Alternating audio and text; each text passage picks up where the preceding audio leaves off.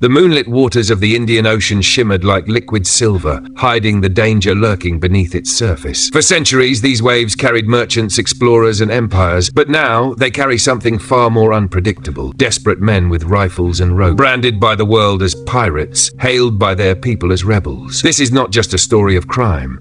This is a story of survival. Somalia wasn't always a land of lawlessness. Once its fishermen cast their nets into waters teeming with tuna and lobster, feeding their families and trading with neighboring ports. But in the 1990s, everything changed. With no government to protect its shores, foreign trawlers descended like vultures, stealing $300 million worth of fish every year. They dragged their illegal nets across coral reefs, destroying entire ecosystems. When local fishermen protested, they were met with bullets. Dark clouds gather, and then came an even deadlier invasion: toxic waste. European corporations, unwilling to pay steep disposal fees at home, saw Somalia's chaos as an opportunity. Barges loaded with radioactive sludge, heavy metals, and chemical waste dumped their cargo under cover of darkness. We paid warlords in guns to let us bury poison in their sand. The ocean fought back. When the 2004 tsunami struck, it ripped open hidden barrels of toxic waste, washing them ashore. Children played on beaches that burned their feet. Fishermen pulled up nets filled with dead fish, their flesh rotting from the inside. The first pirates weren't criminals. They were vigilantes.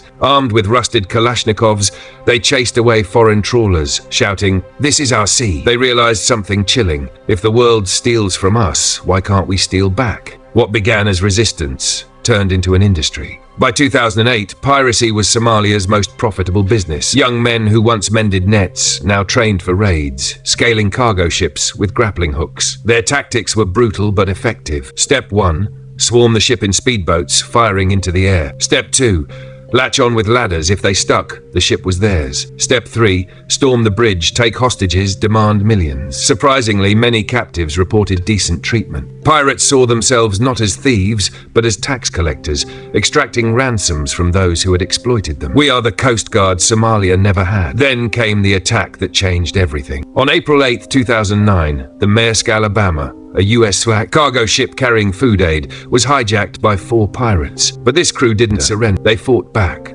In a desperate gamble, they tricked the pirate leader, Abdiwali Muse, into being captured. The remaining pirates panicked, seizing Captain Richard Phillips as a hostage and fleeing in a lifeboat. For 5 days, the world watched as US Navy SEALs stalked the tiny orange lifeboat. Then 3 gunshots. 3 pirates dead. Phillips was free. The Maersk Alabama incident was a turning point. Nations sent warships. Shipping companies hired armed guards. By 2013, piracy had plummeted, but the injustice remained. Were these men criminals, or were they the inevitable product of a world that abandoned them? You call us thieves? Look at your own hands. Who poisoned our water? Who stole our fish? If a man is starving, does he ask permission before taking bread? In 2023, pirates struck again, hijacking ships off Somalia's coast. Meanwhile, in Nigeria's Gulf of Guinea, a new generation of sea raiders emerges, fueled by the same desperation. The lesson is clear. Where there is exploitation, there will be rebellion. But when rebellion becomes predation, who is truly to blame?